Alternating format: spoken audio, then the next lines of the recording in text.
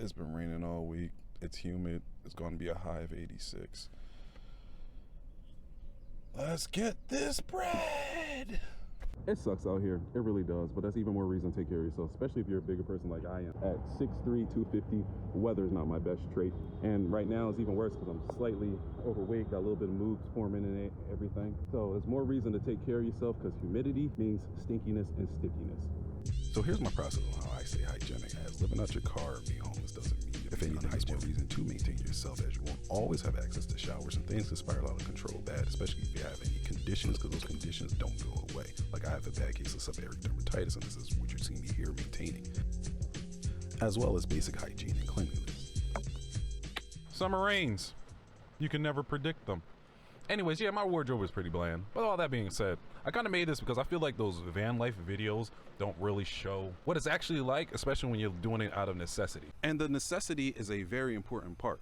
Because at the moment, there are people right now, as I'm making this video, as you are watching this video, whatever day you're watching this, that are panicking and stressing hard. Because evictions are on the rise, and there are a multitude of reasons why this happens. Not everything happens as completely somebody's fault. My fault was I stayed around and tried to make a family thing happen because I wanted us all to grow together. But you can't save everybody. Of course the wind is picking up now. Of course it does. Now this is gonna be like, this is annoying.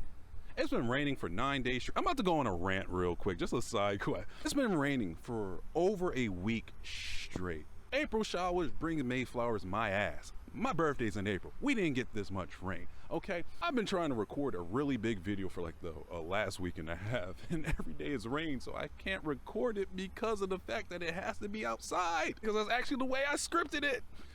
And I'm not getting my cameras wet, hell no. Going back to the topic, because you gotta have a little fun. Even when it comes to things like the weather, like how does somebody survive in the weather? A lot of the videos out here that people have been posting, that I've been watching or whatnot, and I'm not really saying this to disparage those people. Are some of them doing it for content? Yeah, absolutely. But others are like giving suggestions for the things that people don't have, like how to live in New York City, live in a car.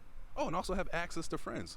What if you don't have access to friends though? What if your friends don't live anywhere close to you? What if your friends also are in a similar situation where they don't have a lot of money and they live with family and all their rooms and couches are booked up and everything? There's barely any room, barely any space because everybody's just struggling to survive. Even being in a car like how I am right now. It's a hot day. There's no tents on here. I'm not really blocking out any of the heat, any of the UV rays or any of that. So how do you get warm? I mean, how do you get cold? You turn your car on. Problem is, idling your car is really not too good for it and you're using up fuel. There are those who cannot afford to do that. They're going to be in a beater.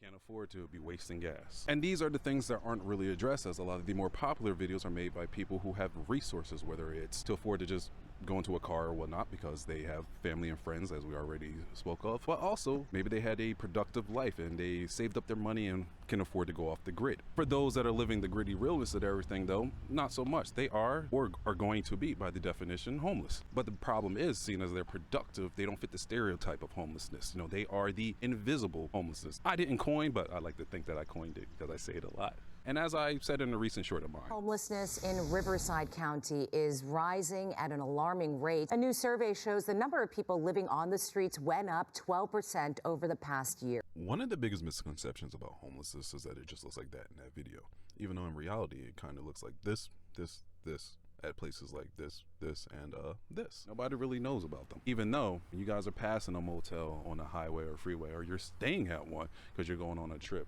or even a hotel, an extended stay, whatever, you're passing a Walmart parking lot. Some of those people are right there and you don't even see them. That's what we mean when we say the invisible homeless. But with all that being said, you know, there's a lot more that can be talked about. It's a lot more that can be done, but I'll do all those in other videos as I now have more time to do this again. Also, as a little caveat, I didn't script this one too well because I made this as a short and I also planned to make this as a full video, but then it hit me. I was like, when I had to clean it down, oh yeah, it's going to be vertical. And me, I'm a perfectionist. I'm very particular with things, very meticulous, and I just hate looking at vertical videos. I do. In a 16:9 format, but then it's gonna be all this extra space. It just bothers me. But with all that being said, I'll see y'all in the next video, and as always, stay grinding. You have one life.